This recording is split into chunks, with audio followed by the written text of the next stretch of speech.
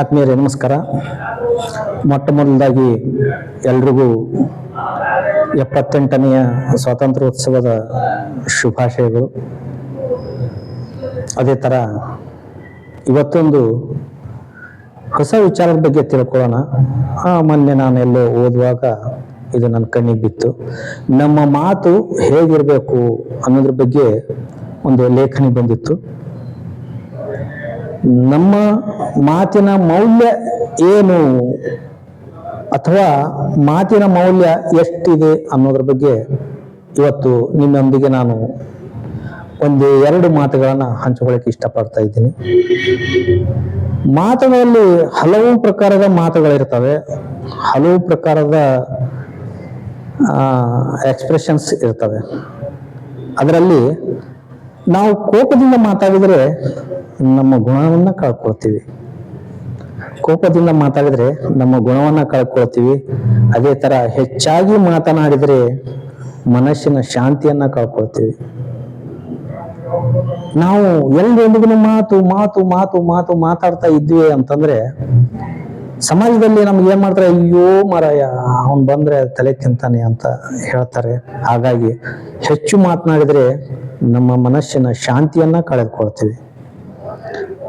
ಅದೇ ತರ ಅನಗತ್ಯವಾಗಿ ಮಾತನಾಡಿದರೆ ಕೆಲಸವನ್ನ ಕಳ್ಕೊಳ್ತೀವಿ.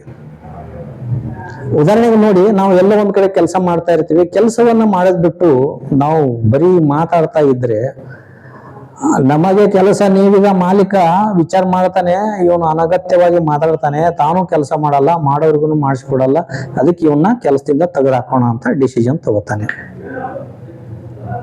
ಇದು ಅನಗತ್ಯವಾಗಿ ಮಾತನಾಡೋದ್ರಿಂದ ಸಿಗುವ ಫಲ. ಅದೇ ತರ ಅಹಂಕಾರದಿಂದ ಮಾತಾಡಿದ್ರೆ ಪ್ರೀತಿಯನ್ನ ಕಳೆದುಕೊಳ್ತಾನೆ. ಉದಾಹರಣೆ, ನನ್ನಲ್ಲಿದೆ, ಸಾಕಷ್ಟಿದೆ, ದುಡ್ಡು ಕೊಟ್ರೆ ಎಲ್ಲ ಸಿಗ್ತದೆ, ನಾನು ದುಡ್ಡಿಂದ ಎಲ್ಲ ಕೊಳ್ಕೊಳ್ತೀನಿ, ಸಮಾಜದಲ್ಲಿ ನನಗೆ ಈ ತರ ಇದೆ, ಎಲ್ಲರೂ ನಂಗೆ ಪರಿಚಯದವರು ಇದ್ದಾರೆ, ನಾನು ಏನ್ ಮಾಡಿದ್ರು ನಡೆಯುತ್ತೆ, ಈ ತರದ ಒಂದು ಅಹಂಕಾರ ಅಥವಾ ದರ್ಪದಿಂದ ಮಾತಾಡಿದ್ರೆ ಜನರಲ್ಲಿ ಅವರು ಪ್ರೀತಿಯನ್ನ ಕಳ್ಕೊಳ್ತಾರೆ. ಆ ವ್ಯಕ್ತಿ ಎತ್ತಿಟ್ಟ ವ್ಯಕ್ತಿ ಆಗ್ತಾನೆ. ಹೇಗೆ ಎತ್ತಿಟ್ಟ ವ್ಯಕ್ತಿ ಆಗ್ತಾನೆ? ಜನರು ವಿಚಾರ ಮಾಡ್ತಾರೆ. ಈಗಿನ ಕಾಲದಲ್ಲಿ ಎಲ್ರಿಗೂ ಎಲ್ಲವೂ ಪರಿಚಯವಿದೆ. ಆದ್ರೂ ಈ ವ್ಯಕ್ತಿ ಕಂಡ ತಕ್ಷಣನೇ ನನಗೆ ಅದು ಇದೆ ಇದು ಇದೆ ಅಂತ ಹೇಳೋದನ್ನ ಕೇಳಿ ಕೇಳಿ ಕೇಳಿ ಬೇಸತ್ತು ಆ ವ್ಯಕ್ತಿಗೆ ಇರ್ತಕ್ಕಂಥ ಪ್ರೀತಿನೇ ಅವನು ಕಳ್ಕೊಂಡ್ಬಿಡ್ತಾನೆ. ಆ ಕಾರಣದಿಂದ ಅಹಂಕಾರದಿಂದ ಮಾತಾಡಿದ್ರೆ ಪ್ರೀತಿಯನ್ನ ಕಳೆದುಕೊಳ್ತಾನೆ. ಇನ್ನು ಸುಳ್ಳು ಮಾತಾಡಿದ್ರೆ ಹೆಸರು ಕಳ್ಕೊಳ್ತಾನೆ. ಇದಂತೂ ಎಲ್ಲರಿಗೂ ಗೊತ್ತು.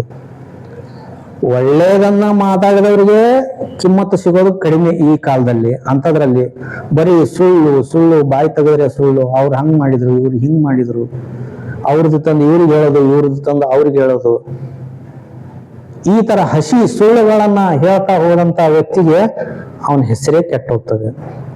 ಒಂದಿನ ಆ ವ್ಯಕ್ತಿ ಬರ್ತಾನೆ ಅಂದ್ರೆ, ಅಯ್ಯೋ ಮಾರಾಯ ಬ್ರಹ್ಮಾಂಡ ಸುಳ್ಳು ಇದ್ದಾನವನು, ಅವನ್ದೇನ್ ಕೇಳ್ತೀಯ, ಬೇಡ ಅವನ ಹೆಸರೇ ತೆಗಿಬೇಡ ಅಂತ ಹೇಳ್ತಾರೆ. ಹೀಗೆ ಸುಳ್ಳು ಮಾತಾಡಿದ್ರೆ ಹೆಸರು ಕಳ್ಕೊಳ್ತಾನೆ.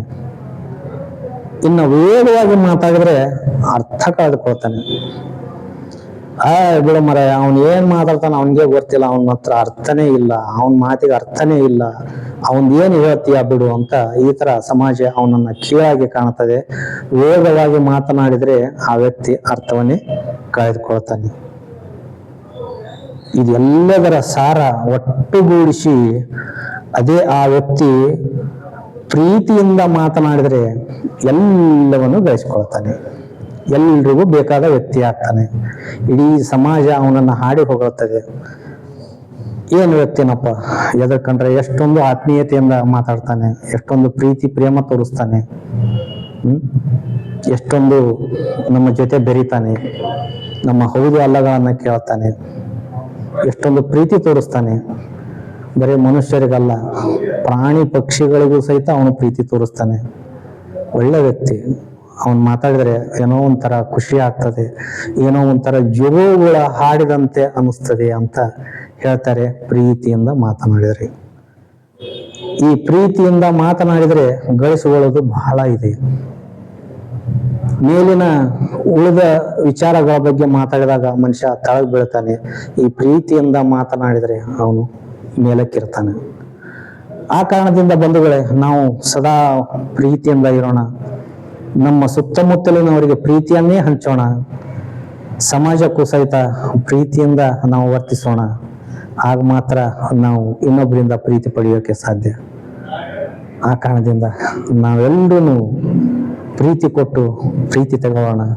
ದ್ವೇಷ ಕೊಟ್ಟು ದ್ವೇಷ ತಗೊಳ್ಳೋದಲ್ಲ, ಪ್ರೀತಿಯಿಂದ ಇರೋಣ. ಪ್ರೀತಿ ಕೊಟ್ಟು ಪ್ರೀತಿಯನ್ನೇ ಗಳಿಸೋಣ ಅಂತ ಈ ಸಂದರ್ಭದಲ್ಲಿ ಹೇಳ್ತಾ, ಮಾತಿನ ಬಗ್ಗೆ ನನಗಿಷ್ಟು ತಿಳಿದಿತ್ತು, ನಾನಿಷ್ಟು ನೋಡ್ಕೊಂಡಿದ್ದೆ, ನಿಮ್ಮೆದುರಿಗೂ ಹೇಳಿದ್ದೀನಿ.